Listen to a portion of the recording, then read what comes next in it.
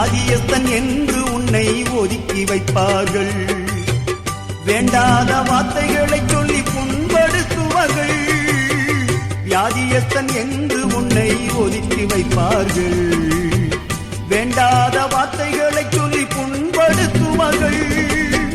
வாழ்வதா சாவதா என்று நீ அழுது புலம்பிடுவாய். வாழ்வதா சாவதா என்று நீ அழுது புலம்பிடுவாய். வாழத்தான் வேண்டும் என்று வியாதியிலே சுகம் தரவே உனக்கொருவர் இருக்கின்றார். உன்னை விசாரிக்க துடிக்கின்றார். உன்னையும் என்னையும் இயேசு நேசிக்கிறார். நம்மை உள்ள கைகளில் வரை